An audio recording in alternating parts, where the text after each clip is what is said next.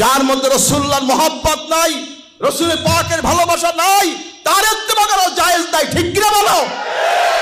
বোঝার চেষ্টা করবেন, এটা আল্লাহর হুকুম, রাসূলের ইত্তেবা, রাসূলের ভালোবাসা আল্লাহর নির্দেশ। ঠিক কিনা বলেন?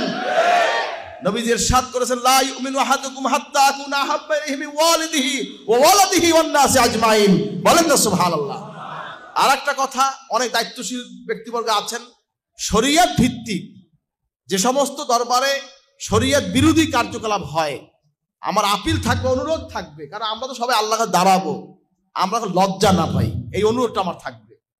এজন্য আপনারা যারা দায়িত্বশীল ব্যক্তিবর্গ বিভিন্ন দরবারে আছেন, কারণ অধিকাংশ এখন দরবারের শিকায়েত অনেকে করে, কেন দরবারের বদনাম করে বলেন করে উপদেশ দিয়েছেন, এজন্য কিয়ামতে জবাবদিহিতা করতে হবে।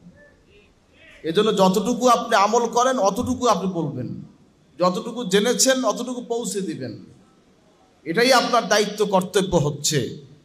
তাহলেই ওয়াজ, নসিহাত, সেমিনার, অনুষ্ঠান, প্রোগ্রাম যেখানে যেটাই হচ্ছে সবকিছু কামিয়াব হবে ইনশাআল্লাহ।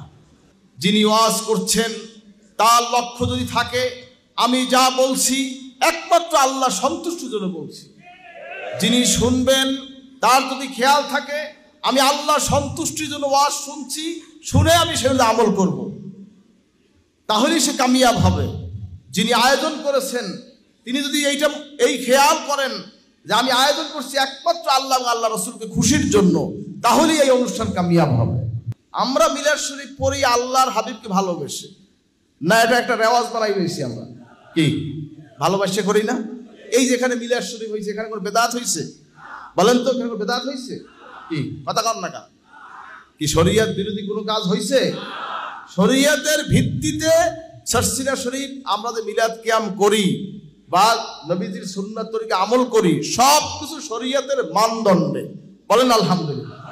আল্লাহর হাবিব সাল্লাল্লাহু আলাইহি ওয়াসাল্লামের ওসিলায় আমরা সব কিছু পাইছি, কোরআন পাইছি, হাদিস পাইছি, দিন পাইছি, সব কিছু নবীজির ওসিলায় পাইছি। বলেন আলহামদুলিল্লাহ। রওজা শরীফে বাবু সালাম থেকে ঢুকলে সামনের দিকে আগাবেন, নবীজিকে সালাম দিতে দিতে সামনে আগাচ্ছেন, হাতের ডান দিকে লেখা আছে, কি লেখা আছে?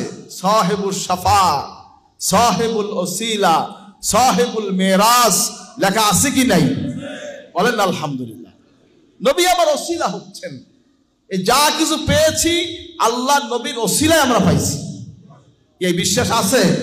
কার কাছে দেখতে চাই? নারায়ে তাকবীর। আকীদা ঠিক রাখবেন, নবীজির ইত্তেবা। বলেন না সুবহানাল্লাহ। আতিউল্লাহ ওয়া আতিউর রাসূল ওয়া উলিল আমরি মিনকুম। আল্লাহর ইতাআত করো, রাসূলের ইতাআত করো, উলিল আমরের ইতাআত করো। বলেন না সুবহানাল্লাহ। আর একটা কথা, অনেক দায়িত্বশীল ব্যক্তিবর্গ আছেন, শরীয়ত ভিত্তিক যে সমস্ত দরবারে শরীয়ত বিরোধী কার্যকলাপ হয়, আমার আপিল থাকবে, অনুরোধ থাকবে, কারণ আমরা তো সবাই আল্লাহকে দাঁড়াবো, আমরা লজ্জা না পাই, এই অনুরোধটা আমার থাকবে। এজন্য আপনারা যারা দায়িত্বশীল ব্যক্তিবর্গ বিভিন্ন দরবারে আছেন, কারণ অধিকাংশ এখন দরবারের শিকায়েত অনেকে করে, কেন দরবারের বদনাম করবে বলেন, কেন দরবারগুলোর বদনাম করবে? আমি চাই না যে কোনো দরবারে বদনাম কেউ করুক। আপনারা কি চান? বাতিল ফেরকা যারা তারা কি বদনাম করে, এটা কি আমরা চাই? চাই না। এজন্য শরীয়তের উপরে সমস্ত দরবারকে এক হতে হবে। আমাদের সুন্নিয়াত বলেন, সুন্নাত বলেন, মারেফাত বলেন, পীর মুরিদি বলেন, তাসাউফ বলেন, হাকিকত বলেন, মারেফাত কন, যাই কন, সব হবে শরীয়ত ভিত্তিক। ঠিক কিনা বলেন? কে কে রাজি দেখতে চাই? নারায়ে তাকবীর।